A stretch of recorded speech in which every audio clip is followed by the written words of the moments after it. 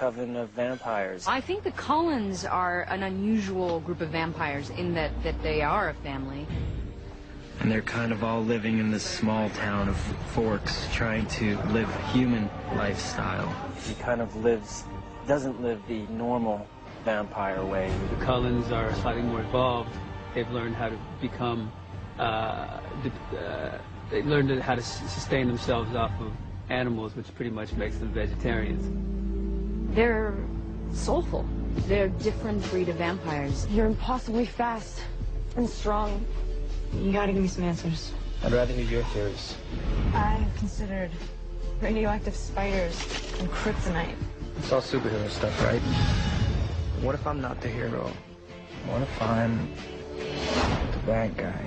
And I guess when Bella arrives and he can have a connection with the living world again, which is basically one of his only options, is either die or connect with the living world, and Bella allows him to do that, and he can see and feel again through her.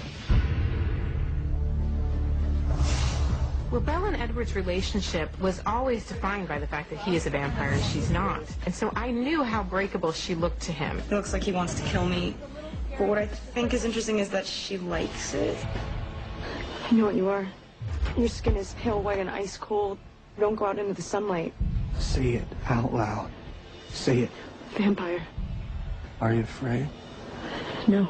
She's the stronger counterpart to this like little pairing. He's afraid and totally conflicted and like tripping out, and she's totally naive yet willing to trust herself. She is like a soap bubble to him. He knows that one wrong twitch of his finger and he can kill her so easily. The two of them definitely would die for one another.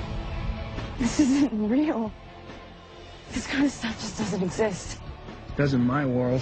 Well, dictated by Carlyle, Carlyle still thinks that even if you're turned into a vampire, you still essentially have a soul, which is against the general myth of what a vampire is supposed to do.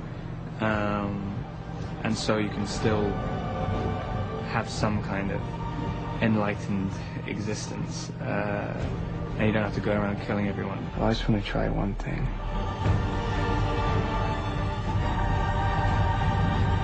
How long I've waited for you. What is going on? Security guard at the mill got killed by some kind of animal. An animal. My family, we're different from others of our kind. I'm not the most dangerous thing out there. There's this love story about, you know, an immortal vampire falling in love with a mortal human, which is something that you cannot do. You brought a snack. James fits into the story of Twilight because he is a tracker. And he basically hunts humans with his two cohorts. Victoria is one of 3 nomadic vampires who you meet in your journey, and keep away. To me, to James, it's the ultimate betrayal where you know it's doomed from the beginning, so why would we ever do that? It's not easy for a vampire. Not if you're a human. With a human. Yeah. That's actually the most difficult thing. Yeah. Not if you're that vampire's particular brand of heroin, I think, is the line he says. It's like staring at a Snickers bar when you're trying to die. Right? What, nobody's coming after me? The hunt is his obsession. He's never gonna stop. I'd rather die than stay away from you. There's no question. It's like a physiological draw. I mean, there's like...